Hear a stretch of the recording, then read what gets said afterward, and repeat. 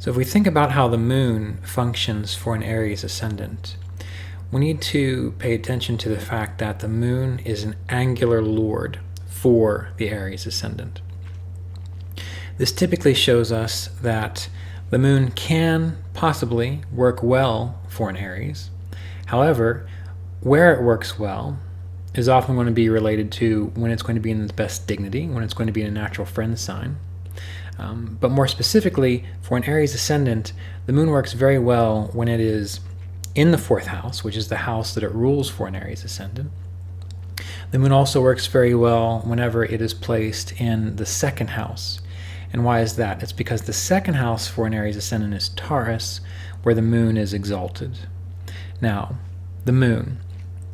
For an Aries ascendant, as we know, these people typically are not the individuals that wear their emotions on their sleeve. They're usually, as we know, very headstrong, very directed. They usually act first and think about or feel about it later. And we know that the moon gains strength not only by being in Cancer, its own sign, the 4th house for an Aries ascendant, but we know that when it comes to the ideas of Shadbala, particularly Digbala, that the moon works best in the 4th house. And for an Aries ascendant, what does that tell us? Well, the 4th house is the soft underbelly of the beast.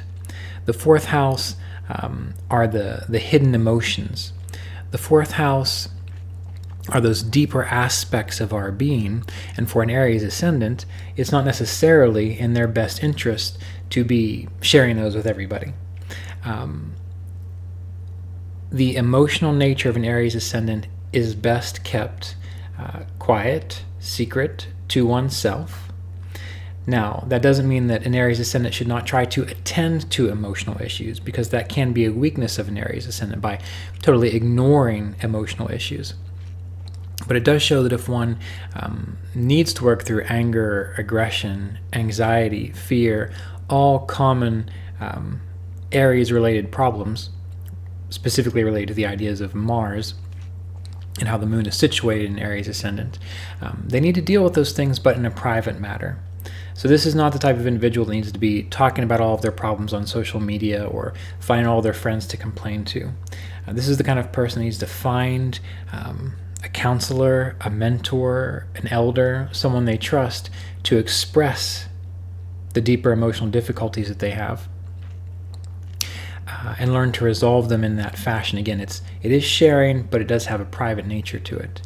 Now, the moon does very well in the 2nd house for Aries, again, because it's exalted in the 2nd house for Aries. However, the moon does poorly in the 8th house from Aries, which is what? It's the sign of Scorpio. And when I use these dignities, such as exaltation, debilitation, I specifically use that the moon is exalted in 0 to 3 degrees of Taurus, and the moon is debilitated in 0 to 3 degrees of Scorpio.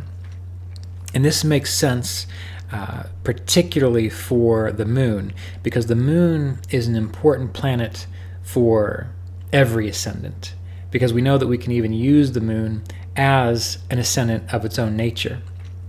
So it makes sense that the moon would most of the time try its best to do well, which is why there's only a small portion of the zodiac where the moon is actually debilitated. And after that, then we need to use regular rules for planetary dignity.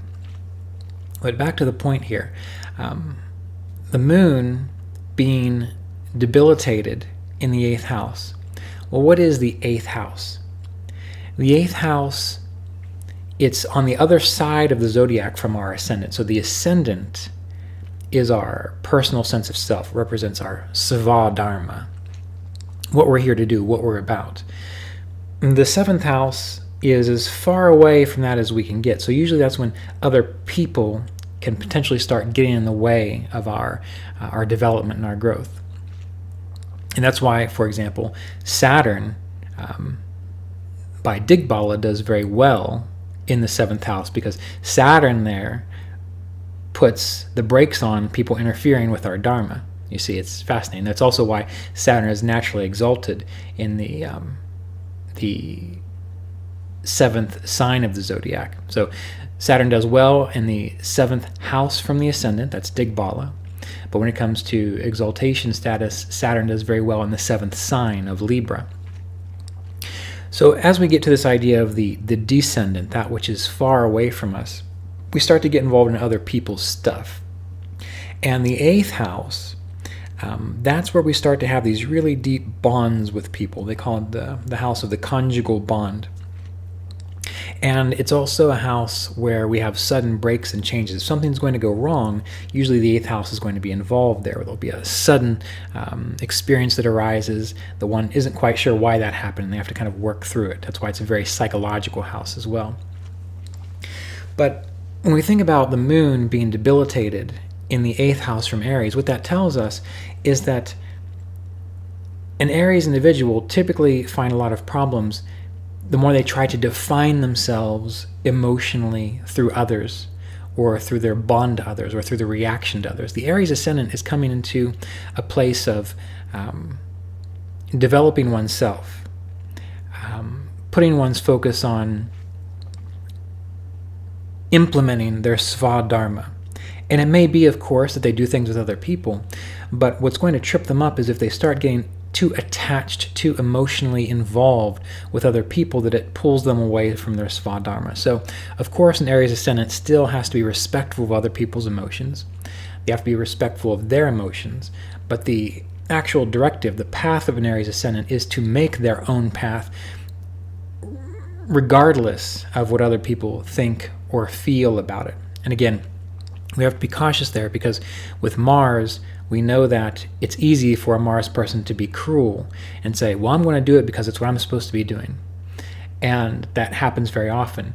But we'll say the more evolved Mars energy does what it needs to do, but not out of any need to hurt others, or not because it wants to ignore others. Remember that. We've discussed this with Venus, the video on Venus, which came previously to this particular session talk. But the main idea there is that with the moon, the Aries Ascendant needs to attend to their own emotional needs. Again, working that out with counselors, privately, personally. So no men's groups, no forums, no sharing all one's problems with everyone that everyone meets, but privately with a mentor, an elder, a counselor, to work out whatever emotional issues they might have. And they also need to be wary of trying to define their psychological peace or their happiness by merging with someone else's emotional needs. I hope this makes sense what I'm trying to say here. So it's not you disrespect another person's emotional needs, it's just that one does not define oneself through the bonding emotionally with other people. So developing that capacity for detachment is important. Now, the moon, though, is exalted in the 2nd house, for an Aries Ascendant. And so what does that tell us? Well, the 2nd house deals with our family, our responsibilities, our early childhood. And so oftentimes an Aries individual will do very well to attend to their immediate family, by being close to their immediate family, by being responsible with their immediate family. An Aries Ascendant also develops a great sense of emotional satisfaction and buoyancy and contentment by taking care of physical things, taking care of immediate responsibilities, things that can be seen, touched, dealt with, such as, I need a property for my family, or I need to appropriate the right kind of vehicle, or I need to take care of someone's health, or we need to get these physical things, or I need to be responsible financially. The more an Aries Ascendant can see that, and Aries Ascendants typically do this unless there are other problems within the chart. And remember, we have to be aware that we're just talking about one little teeny facet of the whole astrological chart. But there's much more that we could be looking at. But the idea is that when an Aries Ascendant is able to pull their attention away from defining their emotional happiness through bonding with others, and they're able to direct it to, in a sense, taking care of others, then they're able to be more content and more happy.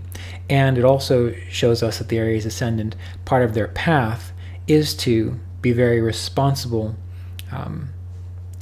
in the physical world, in things that you can touch, in things that you can manage. Again, things like wealth, property, food. The more they're able to take care of those things, typically the happier an Aries ascendant will be. Now, this is also one of the reasons why an Aries individual can sometimes do very well with things like property, because the fourth house represents property. And when the moon, thinking of the idea of the moon being exalted in the second house, it can show a person who has a natural knack, a natural pattern to work well with properties or real estate or whatever it might be. So as we think about the moon as it relates to an Aries ascendant, we need to consider what is the house lord that the moon, what is the house that the moon rules over, that it is a lord over? Where does it go into debilitation, which is the 8th sign of the zodiac, which is the 8th house for Aries? And where does it go into exaltation, which is where it's going to find a lot more support? So this is also one of the reasons why Aries types in their ultimate blueprint or pattern are often seen as not really getting into feelings and emotions too much, because we also know that when Mars goes into Cancer, where it's debilitated, well, again, that's taking the Aries energy and sticking it in a dignity that is uncomfortable for it. Remember, dignity represents how much a planet can achieve its agenda. And do we really want to stick a soldier in a women's group who is knitting and talking about their problems and their feelings? No, we don't. That's the wrong place for Mars. That's the wrong place for the ruler of Aries. But having the fourth lord exalted in the second house shows that an Aries ascendant has a blueprint for managing properties, taking care of the responsibilities within the physical world. And the more they do that, the happier they will be. So that's why they're meant to be, in a sense, doers, and they're meant to be kshatriyas, the warrior class, as opposed to being the feeling type of individual, the feeling type of individual would do very well with the ascendant lord in the 4th house, and would do very well with the 4th lord in the 8th house. But for an Aries ascendant, that is not the case. So consider this as you think about the role of the moon in the development of an Aries ascendant.